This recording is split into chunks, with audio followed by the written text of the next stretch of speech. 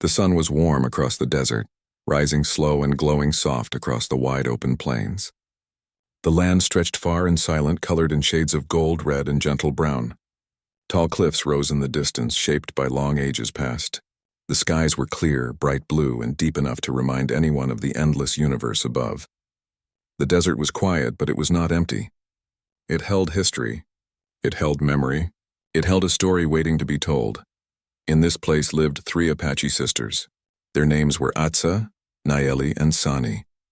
They were known among their people for their strong connection to the land and the wisdom they carried even at a young age.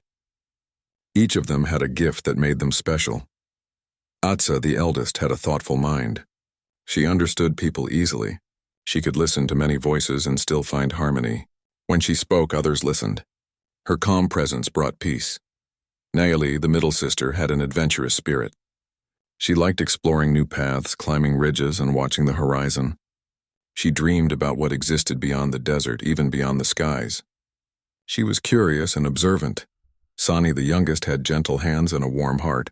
She was skilled in healing plants. She knew how to use flowers, leaves, and desert roots to help those who were hurt or tired. People trusted her to bring comfort. The 3 sisters lived together in a small settlement where tradition and new technology existed side by side. In this future world, humanity had reached distant planets. Many people traveled among the stars, yet this community chose to stay close to Earth's history, keeping their culture strong while still learning from new science and tools. They believed in balance. One afternoon, the sisters walked across the desert to gather herbs. Sani carried a woven basket. Nayeli carried a scanner device to study plant health. Atsa carried a data tablet used to document location and seasons. They respected both old knowledge and new knowledge. Their voices were light as they talked and laughed. The desert wind brushed past them, gentle and familiar. While walking near a tall stone mesa, Nayeli suddenly stopped. Her eyes focused on something in the sky. A bright flash of silver moved through the blue space above. It looked like a small craft, shaped smooth like a leaf, but it was unsteady. It dipped to one side, then spun. A faint trail of smoke followed behind. Atsa and Sani also looked up. The craft was falling. It was coming down fast. They did not panic. They looked at one another and understood immediately what they needed to do. Without any fear, they ran across the desert toward the place where the craft would land. The ground shook lightly when it touched the earth. Dust rose in a wide cloud. When the sisters reached the crash site, they saw the small silver ship resting crooked in the sand. The side panel was slightly damaged. The crash had not been strong enough to break everything, but it was clear that the pilot inside would need help. Atsa approached first. She called out gently. A weak voice answered. Inside the craft sat a traveler dressed in Star Ranger clothing. His hat had fallen beside him.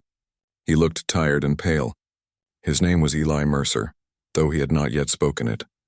He had been traveling between colonies in space, checking on trade maps and helping new settlements stay safe. His ship's guidance system had failed, and he had been forced to make an emergency landing. He tried to stand, but his legs did not support him. He had bruises on his arms. His breathing was slow but not dangerous. He simply needed care. Sani stepped forward. She spoke softly, telling him they were here to help. He nodded, relieved. The sisters helped him climb out of the craft carefully. They supported him, letting him lean on them without judgment or hesitation. Their movements were gentle, steady, and respectful. They walked him back toward their community, taking breaks so he could rest. When they reached home, the people there welcomed him not with suspicion but with calm acceptance. Their culture valued kindness to travelers. Sani washed the dust from his hands. She brewed medicine from desert flowers and roots. Nayeli repaired parts of his ship with technical skill. Atsa asked him questions about his journey so she could understand what had brought him there. Through their care, Eli slowly regained his strength. In return, he shared stories about the stars. He told them of floating gardens on distant moons, of shining cities on planets with purple skies, of quiet stations drifting in space like lanterns. Nayeli listened with awe. It made her dreams feel even more possible. The sisters also shared their knowledge. Atsa spoke of their ancestors and how they protected the land with respect. Nayeli told him about the hidden springs in the desert. Sani taught him about healing plants and how they grew even in harsh heat. Eli did not treat their knowledge as lesser. He listened closely. He asked thoughtful questions. He understood that wisdom does not come only from machines or stars. It lives in people who know how to belong to a place. As days passed, trust grew between them. They worked together to fix Eli's craft, but they did not hurry. They took time to talk, to learn from one another. Eli helped carry water from a nearby spring. He helped repair roofs on 2 small homes. He learned how to greet elders respectfully. He learned to listen to the wind in the canyons at sunset. He began to feel at home. The people of the community watched this with quiet understanding. They saw that the sisters and Eli shared mutual respect. They saw that he did not try to lead them or change their ways. He simply joined them with sincerity. One evening, the community gathered for a fire circle. The flames flickered softly. Stars shined across the sky. Drums played steady rhythms that sounded like heartbeats. Voices rose in song, gentle and warm. As the music played, Atsa stood. She spoke to everyone. Her voice was steady. She explained that Eli had shown honor, kindness, and patience. He had listened. He had shared. He had walked beside them, not ahead or behind. For this reason, she wished to welcome him not only as a guest but as family. She said the words that were part of their tradition. She said they chose him to join their family bond. In their language and culture, to say someone will be family or husband meant to stand beside each other in life, in responsibility, in unity. It meant walking the same path with equal respect and shared purpose. It was not a possession or command. It was a choice made by all hearts involved. Eli listened carefully. He understood the meaning. He placed his hand over his heart and agreed with sincerity. He accepted their bond with full respect. The community smiled. It was a moment of peace, a moment of connection. The fire crackled softly. The stars glowed brighter. The desert, quiet and ancient, welcomed this new bond as part of its story. The days following Eli's recovery were calm and bright. The sisters, Atsa, Nayeli, and Sani, continued their daily routines, but now there was a new energy in the community. Eli worked beside them, helping with tasks, learning their ways, and sharing his knowledge of the stars and distant settlements. He was no longer just a traveler. He had become part of the rhythm of life in the desert. One morning, as the sun rose over the mesas, Nayeli climbed a high ridge to watch the horizon. Her sharp eyes scanned the desert and the sky. The wind teased her hair and whispered through the rocks. She noticed something unusual far above. Small silver objects moved silently in the sky, far more numerous than birds. Their shapes were strange, unfamiliar and precise. Drones, machines. She ran back to the settlement, calling for her sisters. Atsa and Sani met her at the edge of the village. Nayeli explained what she had seen. The sisters listened carefully, feeling a quiet concern. These machines had never been there before. They were surveying the desert. They were searching. Eli studied her description. He recognized the drones immediately.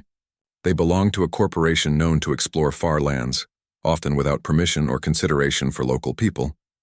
Their mission was to locate rare minerals buried deep in the mesas. Once found, heavy machinery would come to extract them. The desert, the mesas, the springs, and the plants could all be disturbed. The community's home could be changed forever. The sisters did not panic. Panic was not part of their tradition. They gathered the elders in the community. They explained the situation calmly. Everyone understood that their home was under quiet observation, but it had not been damaged yet. They had time. They needed a plan. Atsa spoke first. We must protect the land not with anger but with wisdom. If these machines take what is ours without permission, they will not understand. We need to show them respect for life and clarity for reason. Her words were calm and strong.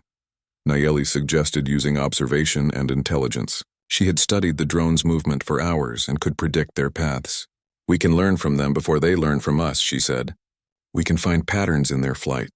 We can find weaknesses that are not harmful but prevent them from causing damage. Sani added. And we can communicate. Sometimes even machines can respond to clear signals. Sometimes people behind machines listen when they see care and purpose. Her voice was soft, but it carried conviction. Eli smiled at the sisters. He admired their careful thinking. I have trained with drones before, he said. I can help read their signals, understand their systems, and find a way to guide them away from harming the land. Together we can solve this peacefully. The community listened and nodded. Together they began to act. The sisters divided responsibilities. Atsa organized a watch team. They would observe the drones, record their behavior, and make notes about timing, paths, and patterns. Nayeli climbed ridges every hour, sketching maps of the drones' movements. She marked areas where they lingered, where they paused, and where they turned. Sani collected plants and stones to create markers for safe zones, helping the drone's sensors avoid sensitive areas. Eli worked on the drone's communication signals, sending messages in codes that only machines recognized. He wanted the drones to understand where they should and should not go, without forcing them violently or causing destruction. Days passed. The drones moved silently above the mesas, but the sisters and Eli learned their patterns. They studied the machines carefully. They observed that the drones avoided obstacles, responded to signals, and adjusted to environmental changes. With patience and intelligence, they started to guide the drones subtly, teaching them to respect the land. One afternoon, a drone hovered closer than usual. The sisters and Eli held their breath. Atsa spoke softly to Eli. "Send the message now." He pressed a control and a calm series of signals reached the drone. The machine paused, then slowly moved away from the spring where delicate plants grew. It had listened. It had learned. The community celebrated each small victory. They did not cheer loudly, for the desert valued quiet gratitude, but they smiled and shared warm food and water. The fire at night crackled as they spoke of the day's successes. They were not afraid. They were united. They were learning to work together with intelligence, patience, and respect for all living things. One night, under a blanket of stars, Eli spoke to the sisters. "I have never seen such harmony in a community. You work together without needing force. You guide with wisdom. You protect not just yourselves but life itself. I am honored to walk beside you." His words made the sisters feel proud, not because they were praised but because their values were understood. As the days passed, the corporation behind the drones noticed their efforts. Their monitoring systems showed that the desert had not been disturbed. They saw unusual signals and changes in drone behavior. Curious, they sent representatives to investigate. The sisters and Eli welcomed them, not with hostility but with clarity. The representatives arrived in small hovercrafts. They were polite but cautious. The sisters approached first. Atsa spoke with confidence. "This land is protected. We know your machines are here.